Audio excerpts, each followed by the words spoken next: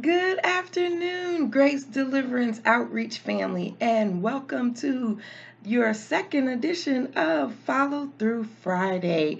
So, guys, I am so excited and honored to come and bring you this amazing message this week to help you follow through. So, a lot of times we say a lot out of our mouths, and we speak things out of our mouths that can be contradictory to what we are asking God for. So, for instance, if we have been strategic about praying to God and asking God for healing, and that we have complete healing, and coming against the reports of the doctors and all of the different things that have been coming against us health wise, then why are we saying, well, when we explain our condition, a lot of times you will hear people say, well, I have cancer, or my diabetes, or my high blood pressure, or my knee pain. Does it belong to you? Did God give that to you? No. So then why are we saying my?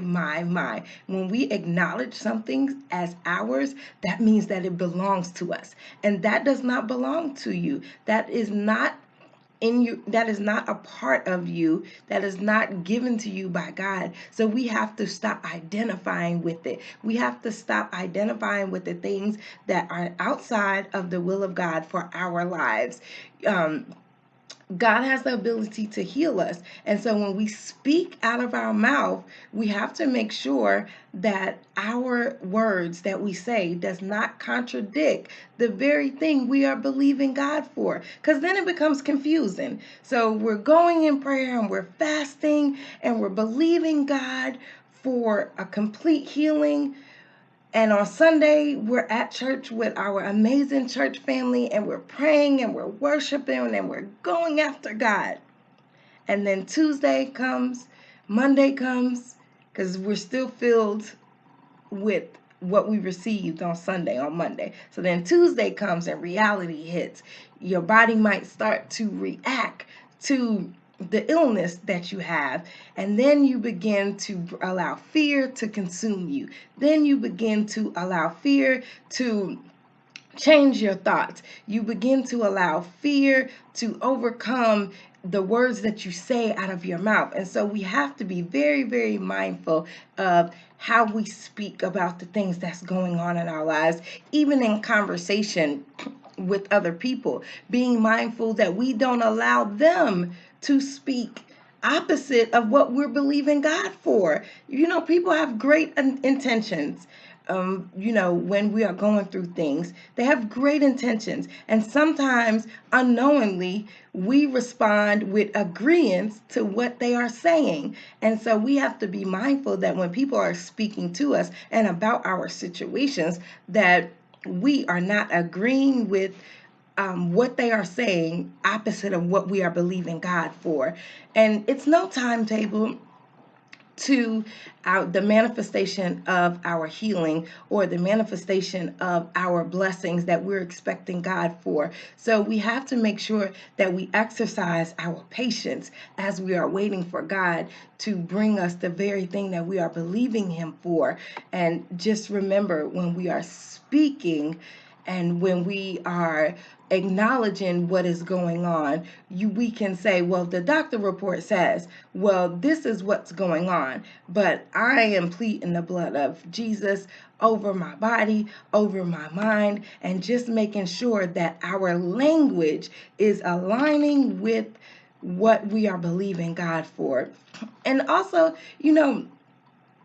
understanding that when we're asking God for something, be specific and don't deviate from that. If you're believing God for a home, and you say that you want a 4-bedroom, 3-bath home in the country with a white picket fence where you can raise animals, and you can have your own eggs and all of these different things. You're very specific about what you ask for, right? And then a home becomes available, and the home is not exactly what you are believing God for, what you have asked God for, what you have put before God, and then you decide to settle.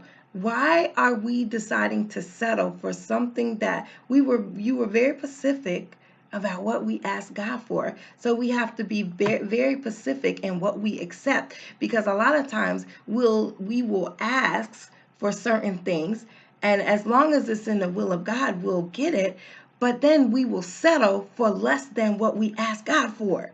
So why are we willing to settle for less than what our great God is able to give us? God owns everything in this world. God is able to heal us. He is able to provide for us the same way that He provides for the birds and the animals out in the wild. They don't want for anything. And so if God is able to do that for them, imagine what He is able to do for you. You were created in His image. You are a beautiful masterpiece created in the image of God. And so when we are believing God and for our healing, and believing God for maybe restoration in our marriage, or restoration in a relationship with your child, or whatever it is that you are believing God for, let's not settle for less than the promises of God. Let's not dumb down or put God in a box and say, well, I have this right now, so I'm okay. I'm good. I have this little bit right now, but that is not what God promised you. So don't settle. Take what you have, but then still expect greater. Let's not put God in a box, and let's be mindful of how we speak. Let's be mindful. Let's not say, well, I can't do that, or, well, I don't have the money to do that. I don't have the degree to qualify for that. Be mindful of the things that you are saying, because if you are expecting God to promote you at your job, to promote you in school, to do whatever it is that you are desiring for God to do, that is within His will for your life, do not accept less, because your God is great, and He is able to do exceedingly abundantly above all you can ever think or ask. So as you go through your week, and as you go through your prayer time and your worship time, I want us all to remember to have an expecting heart, expect greatness, but also be mindful of the things that we say. Be mindful of our thoughts, because when you think it, you will speak it forth out, and your words have power. Life and death lies in a tongue. God bless, guys. I love you.